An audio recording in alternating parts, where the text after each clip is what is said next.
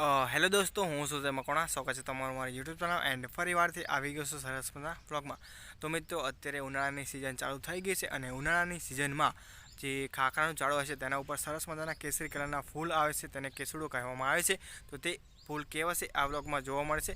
અને હોળી ધૂળેટી નજીક આવે છે ત્યારે કેસુડાના ફૂલ વડે પણ હોળી ધૂળેટી રમવામાં આવે છે. તો એ ફૂલ કેવા છે અને એ ખાખરાનું ઝાડ કેવું છે આ બ્લોગમાં તમને જોવા મળશે. તો શરૂઆતથી અંત સુધી બ્લોગમાં બનાવી રહેજો, બહુ જ મજા આવશે. Let's go started. તો મિત્રો, આ છે ખાખરાનું ઝાડ જેની ઉપર કેસરી કલરના ફૂલ આવે છે, તેને કેસુડો કહેવામાં આવે છે. આ છે સરસ મજાનો કેસુડો. ઝૂમ કરીને બતાવું છું, તમે જોઈ શકો છો કેટલા સરસ મજાના ફૂલ આવે છે. અને ઉનાળાની સિઝનમાં આ ખાખરાનું ઝાડ ખીલી ઉઠે છે.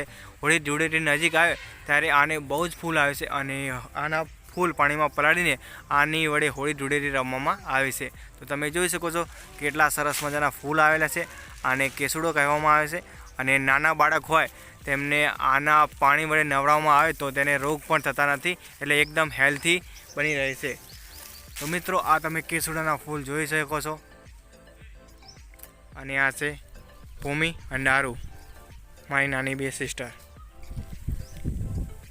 અને આ છે ખાખરાનું ઝાડ. કેટલું સરસ મજાનું ખાખરાનું ઝાડ ખીલી ઉઠ્યું છે. અને ઉનાળાની સિઝન હોય એટલે બે જ ઝાડ ખીલી ઉઠે છે, એક તો ખાખરાનું ઝાડ અને બીજું એક છે ગુલમોહરનું ઝાડ. બીજા કોઈ ઝાડ ઉપર આવા ફૂલ આવતા નથી, ખાલી બે ઝાડ ઉપર ફૂલ આવે છે. તો આ છે ખાખરાનું ઝાડ. તો અમે હવે પાડશું, તો તમે વ્લોગમાં બનાવી રહેજો.